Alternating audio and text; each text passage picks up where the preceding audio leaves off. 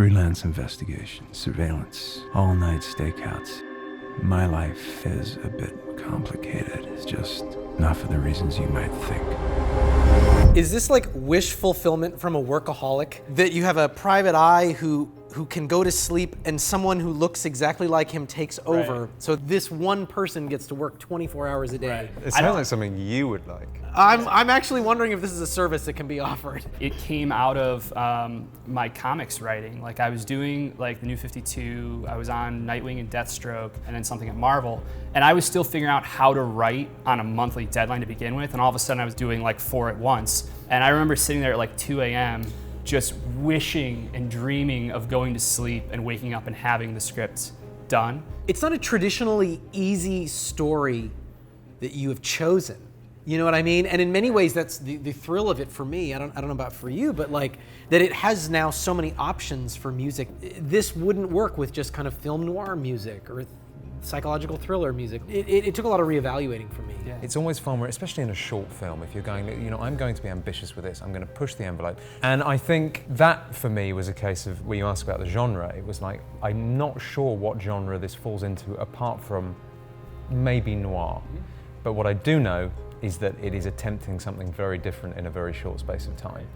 And that was very much what attracted me at that point. Yeah. I was wondering if the experience of making this movie, if you have any insight into why more people don't do it. It's really hard to make anything and to finish anything. But to make anything that looks good and has production value and has performances, it takes a lot. But if you can do it, I think what you gain from it far surpasses the obstacles in putting something together. This project really came out of me wanting to direct again. It had been a couple years. I had made this big superhero noir called The League. That's actually how we met. I remember how we met. I don't know that. That's a good story. All right, so frequently when I walk around Comic-Con, people are like, oh, Bear McCreary, can I get a picture? So this guy's like, oh, are you Bear McCreary? Oh my God, oh, here, I made this movie. And it's like, grabs my hand, it's like, I like to think I was a little more elegant than that, maybe not. I completely believe you did that. Slightly more elegant, but definitely no more subtle. I remember, you know what I mean? remember this differently. Okay, anyway, whatever. But I think what this says, and this actually bizarrely answers your question about how things like this get done, I think this is something both of you have in spades, and something that, from my perspective, is something that I feel hampers me sometimes, is that I am not so good at that, putting myself forward and saying, I've done this, I'm proud of it, you should watch it. There are so many reasons to not get it done, and what gets it done is being a grifter and having the work ethic. And what I think you both have in spades, but you here, Kyle, because this is what we're talking about, is you were able to say, I'm going to swing for the fences and I'm going to push. And I think that's how you get these things finished. That's how you get them done, is by wanting to enough. I really think it's the people that you surround yourself with as well, and having those relationships where you feel safe, where you can show Tom an early cut, where maybe I haven't figured out all the things, and get his feedback on certain performance beats. And I remember you texted me at like midnight at one point. You're like this, lose that line, don't need it, I'm not very good on it. And it's gone, and no one will ever know. What struck me about you making this, you got this early success as a writer in comic books, in a field that many people aspire to get into. And I always admired that you excelled at that and you loved it and you made it your life, but you never lost sight of the other things in life that you wanted to do. So it said a lot to me when you said, I'm gonna make a short film again. I knew how serious you were about it, because not only did you have this other career going, like doing this does nothing but take away time from your other career and the one that pays you. The one that, exactly.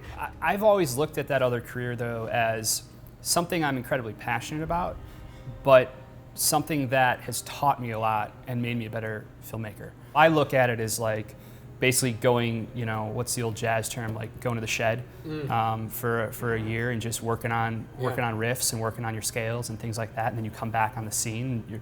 I look at comics like that for me. Like, I love the medium, and it's also influenced me the way that I shoot now.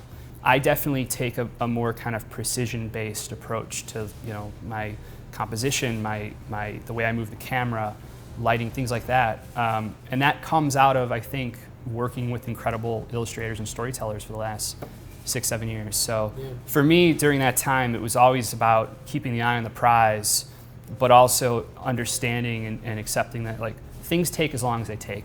And if this is what I'm doing now, how do I get the most out of it creatively? What was the, motivating factor for you here? I just decided that I was going to take a shot and build this thing out and do it the right way. And whether anything comes from it, I don't know. But I'm really proud of the products. I'm really proud of what we made.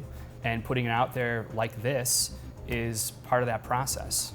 Thank you guys both for coming and doing this today.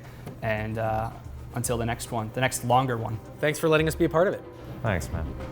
It's not gonna be like this forever. You keep saying that. Like you're gonna wake up one night and find out that everything's different and that you're free. Well, I think you have to make a choice. You don't know what you're asking. We're not sharing a life. I'm just living half of his.